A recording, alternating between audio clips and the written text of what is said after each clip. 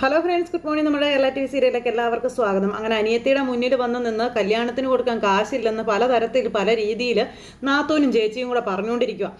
അപ്പോൾ ഇതൊക്കെ കേട്ടപ്പോൾ നമ്മുടെ വീണയ്ക്ക് ഭയങ്കര സങ്കടമായിട്ടോ. അപ്പോൾ ഫിക്സർ വേണമെങ്കിൽ പൊട്ടിക്കാം, വിഷ്ണുവേട്ടൻ പിള്ളേരുടെ ഭാവിയെ ബാധിക്കുന്നൊന്നും ചെയ്യില്ല എന്നൊക്കെ പറഞ്ഞ് ഇങ്ങനെ നിന്ന് പറഞ്ഞ് കൊടുത്തോണ്ടിരിക്കുക രാധ.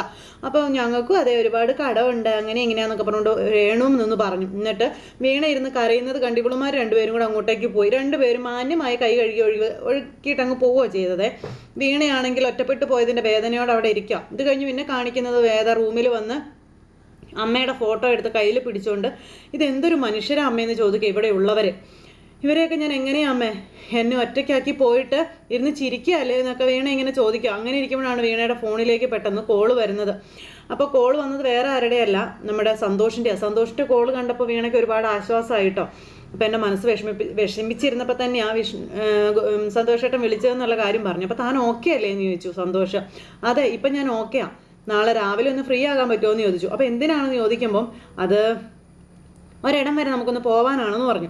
അപ്പോൾ നമ്മളങ്ങനെ ഒരുപാടൊക്കെ പുറത്ത് ഇറങ്ങണോ എന്ന് വീണ ചോദിച്ചു കേട്ടോ. അയ്യോ, ഞാനൊരു കുഴപ്പക്കാരനൊന്നും അല്ല കേട്ടോ, ഒന്ന് വരുമോ എന്ന് ചോദിച്ചപ്പോൾ കാര്യം ഞാൻ നേരിട്ട് പറയാമെന്നും പറഞ്ഞു. പേടിക്കൊന്നും വേണ്ടടോ, കുഴപ്പമൊന്നുമില്ല എന്ന് സന്തോഷം ഇങ്ങനെ പറയുവാണ്. അയ്യോ അങ്ങനെയൊന്നുമല്ല, ഞാൻ വരാമെന്ന് വീണ പറഞ്ഞു. താങ്ക്സും പറഞ്ഞു, പിന്നെ വിശേഷമൊക്കെ പറഞ്ഞു ഫോൺ കട്ട് ചെയ്തു. ഇത് കഴിഞ്ഞ് പിറ്റേന്ന് രാവിലെ തന്നെ ദേ നമ്മുടെ വീണ സന്തോഷിനെ കാണാനെത്തി. അപ്പോൾ തനിക്ക് എന്താണ് ഇത്ര പേടി, ഞാൻ തന്നെ തട്ടിക്കൊണ്ടൊന്നും പോകില്ല എന്ന് സന്തോഷ് വീണയോട് പറയുമ്പോൾ ചേട്ടനിപ്പോൾ പഴയതുപോലെയൊന്നും അല്ലല്ലോ, ഭയങ്കര ധൈര്യമാണല്ലോ എന്നിങ്ങനെ സന്തോഷിനോട് വീണ ചോദിക്കുമ്പോൾ സാഹചര്യങ്ങളല്ലേടോ നമ്മളെ ധൈര്യശാലികളാക്കുന്നതൊക്കെ എന്ന് ചോദിച്ചു. എന്നോട്ടാണോ അവോ എൻ്റെ കൃഷ്ണ എന്നും പറഞ്ഞുകൊണ്ട് നമ്മുടെ വീണ ഇങ്ങനെ നിൽക്കുക.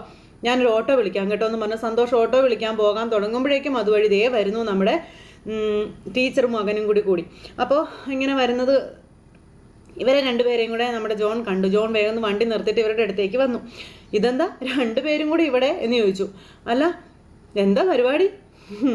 അപ്പോൾ പാർക്കിൽ മാത്രമല്ല നല്ല കറങ്ങലാണല്ലോ രണ്ടുപേരും കൂടെ എന്ന് ജോണേ.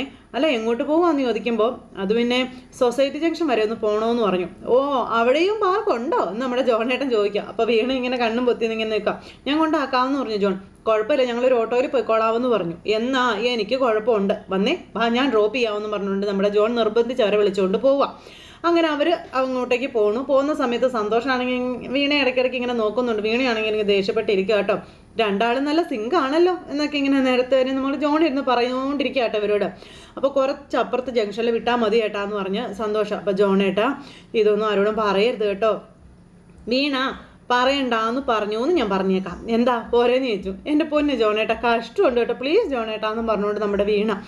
അപ്പോൾ എന്തായാലും നിങ്ങളുടെ കാര്യം അത് നടക്കട്ടെ, ഞാനൊന്നും കണ്ടിട്ടോ ഇല്ല കേട്ടിട്ടോ ഇല്ല, എന്താ പോരേന്ന് ചോദിച്ചു. അപ്പോൾ താങ്ക് യു എന്ന് പറഞ്ഞ് വീണ ഇരിക്കുന്നു. തൊട്ടടുത്ത നിമിഷം പറഞ്ഞ സ്റ്റോപ്പിലും എത്തി. ജോണിനോട് യാത്ര പറഞ്ഞ് ഇവരവിടെ നിൽക്കുന്നു. ജോൺ അങ്ങ് പോയി.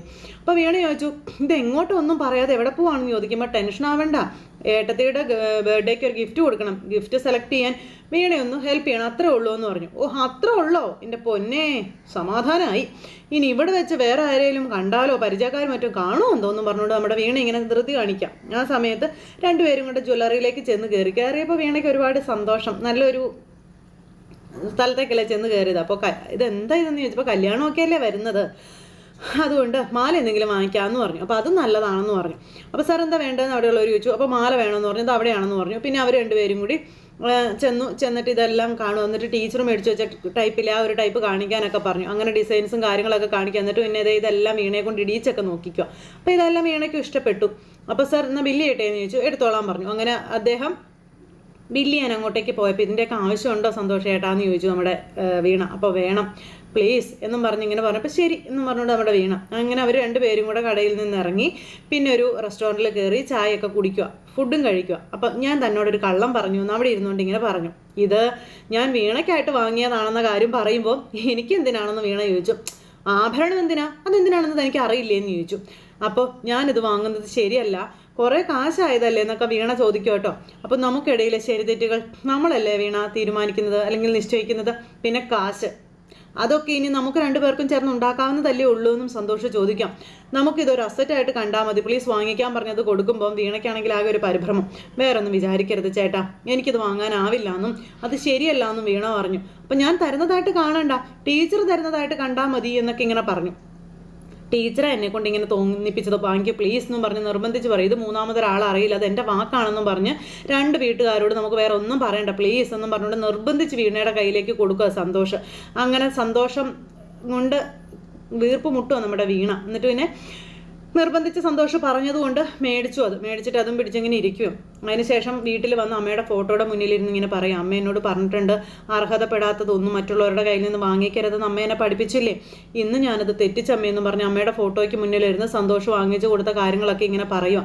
അങ്ങനെ അതെല്ലാം പറഞ്ഞ് അമ്മേ ആ മനസ്സ് എനിക്കറിയാം അമ്മേ, അമ്മ തരുന്നത് പോലെ തന്നെയാണ് എനിക്കത് തന്നപ്പോൾ തോന്നിയതെന്നും എൻഗേജ്മെൻറ്റിന് ഞാനിത് ഇട്ടോട്ടെ അമ്മേ എന്ന് അമ്മയുടെ ഫോട്ടോ നോക്കി വീണ ഇങ്ങനെ ചോദിക്കും കേട്ടോ. ദേ അന്ന് ഇത് ആരെങ്കിലും കാണത്തുള്ളൂ, ആര് ചോദിച്ചാലും അമ്മ തന്നതാണെന്നേ ഞാൻ പറയുള്ളൂ എന്നൊക്കെ വീണ പറയുക. അത് കള്ളമല്ലല്ലോ അമ്മേ, എൻ്റെ അമ്മ തന്നത് തന്നെയാണ് എനിക്ക് തോന്നുന്നത്, അങ്ങനെ തന്നെയാണ് ചേട്ടൻ എനിക്ക് തന്നതും, ഞാൻ വാങ്ങിയതും അങ്ങനെ കരുതി തന്നെയാണ്, അതുകൊണ്ട് എനിക്ക് ഒരു വിഷമവും ഇല്ല അമ്മേ. അപ്പോഴേക്കും കുഞ്ഞി എന്നും പറഞ്ഞുകൊണ്ട് ഒരു വിളി. പെട്ടെന്ന് നമ്മുടെ വീണ ഇങ്ങനെ തിരിഞ്ഞു നോക്കുക. അപ്പോൾ അമ്മ ഇങ്ങനെ അവിടെ എവിടെയൊക്കെ ഉള്ളതായിട്ട് കുഞ്ഞിക്ക് ഇങ്ങനെ ഫീൽ ചെയ്യുക കേട്ടോ. കുഞ്ഞ് വന്നിട്ട് ഇങ്ങനെ സങ്കടത്തോടെ ഇങ്ങനെ ഇരിക്കും. അപ്പോൾ അമ്മയ്ക്ക് സന്തോഷമായി എന്നുള്ളൊരു രീതിയിൽ ഇങ്ങനെ ഇരിക്കുന്നു. ഇത് കഴിഞ്ഞതിന് ശേഷം പിന്നെ കാണിക്കുന്നത് ഈ സന്തോഷിൻ്റെ അമ്മയും അമ്മാവനും കൂടി പിന്നെയും പ്രശ്നം നോക്കാനായിട്ട് പണിക്കരുടെ അടുത്ത് പോയി. അപ്പോൾ ഈ ഒരു ബന്ധം അണ്ണന് തീരെ താല്പര്യമില്ല. അപ്പോൾ പണിക്കരോട് ഒരു നേരം കുറിച്ച് ചോദിക്കാമെന്ന് വിചാരിച്ചിട്ട് അണ്ണനും കൂടെ വന്നതെന്നൊക്കെ പറഞ്ഞു. ശരിയെന്ന് അദ്ദേഹം പറഞ്ഞു. തൃപ്തിയില്ലാത്ത ആളാ, പല ബന്ധം ഉണ്ടെങ്കിലും ഒന്നിലും തൃപ്തിയില്ല അല്ലേ എന്ന് മാമനോട് ചോദിക്കുവാണ് നമ്മുടെ ചേട്ടൻ.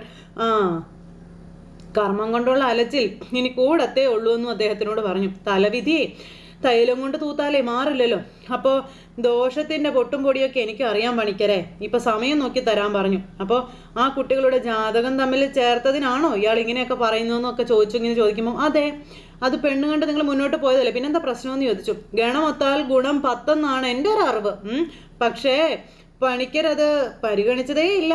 അപ്പോൾ അതും അതിൻ്റെ പ്രയോഗവും രണ്ടാണ് കാരണവരെ. ചില കാര്യങ്ങളിൽ കുറച്ച് നീക്കുപോക്കൊക്കെ ആകാമെന്ന് ഇങ്ങനെ പണിക്കർ പറഞ്ഞു. അതിൻ്റെ പ്രയോഗത്തിലുള്ള ബുദ്ധിമുട്ട് ജീവിതത്തിൽ അനുഭവിച്ചവനാണ് ഞാൻ. അപ്പം അതാണ് ഞാൻ മുന്നേ പറഞ്ഞത്, തൈലം തൂത്താലും പോകാത്ത തലവിധിയെന്ന്. അത് അനുഭവിച്ചേ തീരൂ, അതിലാർക്കും ഇടപെടാനാവില്ല എന്നും പണിക്കർ ഇയാളോട് പറയുക. പിന്നെ 2 വിധത്തിൽ പൊരുത്തങ്ങളെ കാണാം, തമ്മിൽ ചേർക്കാനും ചേർക്കാതിരിക്കാനുമുള്ള പൊരുത്തങ്ങളൊക്കെ നമുക്ക് കാണാം. ഞാൻ ആ കുട്ടികളെ പറ്റി കാര്യങ്ങളെല്ലാം ചോദിച്ചതാണല്ലോ, അവർ ചേരുന്നതാണ് നല്ലതെന്ന് തോന്നി, ചേർക്കാനുള്ള കാര്യവും കണ്ടു. അപ്പോൾ പിന്നെ അതങ്ങ് പറഞ്ഞു. കാരണവര് നേരെ തിരിച്ച് അതിനെ കണ്ടത്. 2ലും തെറ്റു പറയാനില്ല. ജീവിതത്തിൽ വിജയിക്കാനുള്ളത് ആ കുട്ടികൾ തന്നെ നോക്കണമെന്ന കാര്യമൊക്കെ പറയാം. അപ്പം നിശാസന്ധി പൊരുത്തവും പാപ്യ സാന്നിധ്യം ഒന്നും പരിഗണിച്ചിട്ടില്ല എന്ന് തോന്നുന്നു. പരിഗണിച്ചിട്ട് ഒഴിവാക്കണമെങ്കിൽ ആവാവുന്നതേ ഉള്ളൂ, നിങ്ങൾക്കത് തീരുമാനിക്കാം എന്താണെന്ന് ചോദിച്ചു. എന്നിട്ട് പിന്നെ നോക്കാൻ പറഞ്ഞു. ഇങ്ങനെ ഗൃഹനിലയും കാര്യങ്ങളെല്ലാം നോക്കി കഴിഞ്ഞിട്ട് മണിയമ്മയോട് എന്താ ചെയ്യേണ്ടതെന്ന് ചോദിച്ചു. മണിയമ്മ പറഞ്ഞു ഡേറ്റ് കുറിച്ചോളാൻ പറഞ്ഞു. അങ്ങനെ മണിയമ്മ പറഞ്ഞതനുസരിച്ച് അവർ സമയം കുറിക്കുക. അപ്പോഴത്തേക്കും അമ്മാവൻ ഇഷ്ടപ്പെട്ടില്ല. അമ്മാവൻ കൊതി കുത്തിയങ്ങ് ഇറങ്ങിപ്പോയി. അത് കഴിഞ്ഞപ്പം ഇനി ഇതിൻ്റെ പേരിൽ മിക്കവാറും പിണങ്ങും എന്നും പറഞ്ഞുകൊണ്ട് അന്നേരം മണിയമ്മ ഈ ചേട്ടനോട് പറയുമ്പോൾ ലോകത്തെ മുഴുവൻ തൃപ്തിപ്പെടുത്തിക്കൊണ്ട് നമുക്കൊരു തീരുമാനം എടുക്കാൻ പറ്റില്ല, ജീവിക്കാനും പറ്റില്ല എന്ന് പറഞ്ഞു. അങ്ങനെ അതും കഴിഞ്ഞ് അവരങ്ങനെ അവിടുന്ന് പോന്നു. ഇത് കഴിഞ്ഞിട്ട് അളിയൻ തെക്ക് വടക്ക് ഇങ്ങനെ ഇരിക്കപ്പുറത്തില്ലാണ്ട് നടക്കുക. അപ്പോഴേക്കും നമ്മുടെ സന്തോഷിൻ്റെ അച്ഛൻ അളിയൻ്റെ പിണക്കം ഇതുവരെ തീർന്നില്ലേന്ന് ചോദിച്ചു. അയാളാണെങ്കിൽ ഒരു ഇതില്ലാണ്ട് ഇങ്ങനെ നടക്കുക കേട്ടോ. അല്ല, നിശ്ചയത്തിൻ്റെ ഡേറ്റ് നമുക്ക് അവരെ ഒന്ന് വിളിച്ച് പറയണ്ടേന്ന് ചോദിച്ചു. എന്നെ അവഗണിച്ച് ഡേറ്റ് കുറിച്ച് മേടിച്ചതല്ലേ, നടക്കട്ടെ, കാര്യങ്ങളൊക്കെ നിങ്ങളായിട്ട് നിശ്ചയിച്ച സ്ഥിതിക്ക് ഞാനിനി എന്ത് പറയാനാണെന്ന് ചോദിച്ചുകൊണ്ട് ഇയാൾ ഇളങ്കോലിട്ട് സംസാരിക്കാം. എന്നിട്ട് പിന്നെ അങ്ങനെ അവരെ സംസാരിച്ച് കഴിഞ്ഞിട്ട് വല്യമാമയെ വിളിച്ചിട്ട് വിവരങ്ങളൊക്കെ പറയൂ കേട്ടോ. അപ്പോൾ ഡേറ്റും കാര്യങ്ങളൊക്കെ ഇങ്ങനെ പറഞ്ഞു. അപ്പോൾ അങ്ങനെ ആ ഡേറ്റും കാര്യങ്ങളൊക്കെ പറയുമ്പോൾ ഞങ്ങളൊന്ന് ആലോചിച്ചിട്ട് പറയാമെന്ന് പറഞ്ഞു. അപ്പോൾ എപ്പോഴാണെന്ന് മാത്രം പറഞ്ഞാൽ മതി. അപ്പോൾ നമ്മുടെ പോറ്റുകളിയും വീട്ടിലുണ്ടെന്ന് പറയുമ്പോൾ വീട്ടിൽ വെച്ച് നടത്തണ്ട, നമുക്ക് പുറത്ത് എവിടെയെങ്കിലും വെച്ച് കാണാമെന്നൊക്കെ ഇങ്ങനെ പറഞ്ഞു.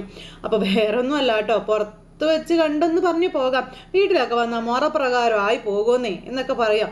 അപ്പോൾ നമുക്ക് നടേശനെ മാത്രം ഒന്ന് കണ്ട് സംസാരിക്കാമെന്ന് പറഞ്ഞു. അയ്യോ അതിനെന്താ, ഞാൻ ഇറങ്ങാലോ, അതിനെന്താ കുഴപ്പം.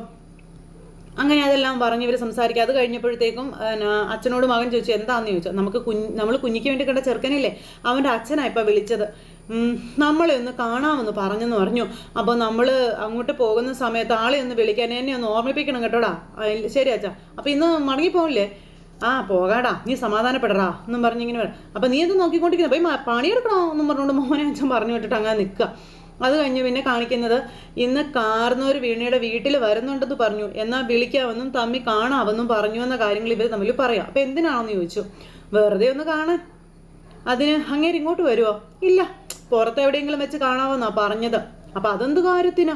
ഒരു ബന്ധമൊക്കെ തുടങ്ങാൻ പോവുമല്ലേ, ഇവിടെ നാട്ടിലേക്ക് വരുന്നത് കൊണ്ട് വെറുതെ ഒന്ന് കാണാമെന്ന് പറഞ്ഞു, അത്രേ ഉള്ളൂ. വീട്ടിലേക്ക് വരുന്നതും പോകുന്നതും ഒക്കെ ഇപ്പം മുറ പോലെയല്ലേ നടക്കുന്നത് എന്നൊക്കെ ഇങ്ങനെ നടേശൻ ചേട്ടൻ പറയുമ്പോൾ, നിങ്ങൾ അങ്ങേരെ കാണുമ്പോൾ വാ തുറന്ന് അപ്പത്തൊന്നും പറഞ്ഞേക്കല്ലേ, നിങ്ങൾ അണ്ണനെ കൂടി ഒന്ന് വിളിച്ചോണ്ട് പോകുന്നു പറഞ്ഞു മണിയമ്മ പറയുമ്പോൾ, കാര്യമില്ലാത്ത കാര്യത്തിന് അളിയനെ വെറുതെ എന്തിനാ മെനക്കെടുത്തുന്നത്, അതിൻ്റെ ആവശ്യമില്ല, ഞാൻ പോയിക്കോളാവെന്നും പറഞ്ഞുകൊണ്ട് ചേട്ടൻ അങ്ങ് പോയി. അപ്പോൾ എന്ന് പറഞ്ഞുകൊണ്ട് അളിയൻ സാർ അവിടെ അങ്ങനെ നിൽക്കുക. എന്തായാലും ഈ ഒരു സമയത്ത് അയാൾ ഇങ്ങനെ കുരുട്ടുകുത്തി വെച്ച് ഇങ്ങനെ നോക്കിക്കൊണ്ടിരിക്കുക കേട്ടോ.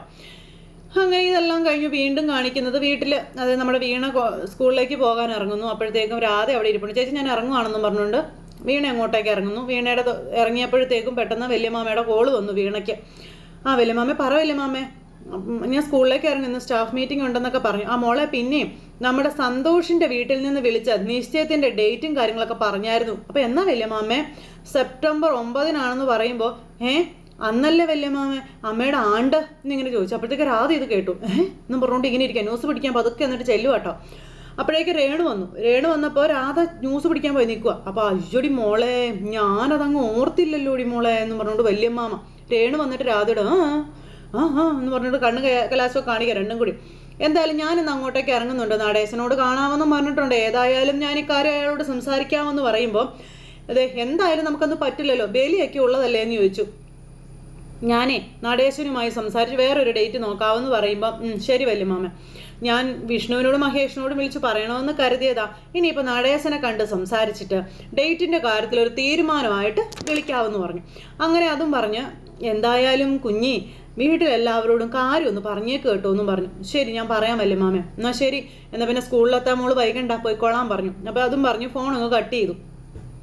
ഫോൺ കട്ട് ചെയ്തിട്ട് വീണ പോകാൻ തുടങ്ങുമ്പോഴേക്കും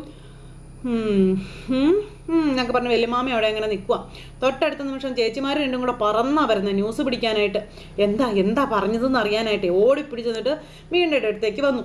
അപ്പോൾ വീണ ഇങ്ങനെ ആകെ നിരാശപ്പെട്ട് ഇങ്ങനെ നിൽക്കും. എന്താ അടി കാര്യം എന്ന് ചോദിക്കുമ്പോൾ, വല്യമാമ വിളിച്ചതാ, അവർ എൻഗേജ്മെൻറ്റ് ഡേറ്റ് വിളിച്ചു പറഞ്ഞു എന്നും പറഞ്ഞ്. പിന്നെ പക്ഷെ അവർ വിളിച്ചു പറഞ്ഞതേ അമ്മയുടെ ആണ്ടിൻ്റെ എന്നാ അത് എന്നതേ രാധ എടുത്ത വഴിക്ക് വീണയോട് ചോദിക്കുമ്പോൾ വീണ അന്തം വിട്ടിങ്ങനെ നിൽക്കുക. സ്വന്തം അമ്മയുടെ ആണ്ട് എന്താണെന്ന് പോലും മൂത്ത മോൾക്ക് അറിയില്ല. അങ്ങനെ ആ ഒരു സിറ്റുവേഷനിൽ അങ്ങനെ വീണ ഇവരെ നോക്കി നിൽക്കുന്നത് കാണിച്ചുകൊണ്ടാണ് ഇന്നത്തെ നമ്മുടെ കഥ അവസാനിച്ചിട്ടുള്ളത്. അപ്പോൾ എല്ലാവരും കാത്തിരുന്ന് കാണണം കേട്ടോ. എല്ലാവർക്കും നല്ലൊരു ദിവസം ആശംസിക്കുകയാണ്. എല്ലാവരും തരുന്ന സപ്പോർട്ടിനും സ്നേഹത്തിനും ഒരുപാട് നന്ദി ഹൃദയത്തിൻ്റെ ഭാഷയിൽ അറിയിക്കുകയാണ്. അടുത്ത സൂപ്പർ ഹിറ്റ് കഥയുമായി കാണുന്നത് വരെ എല്ലാവർക്കും നന്ദി. See again, take care, bye bye, Tata.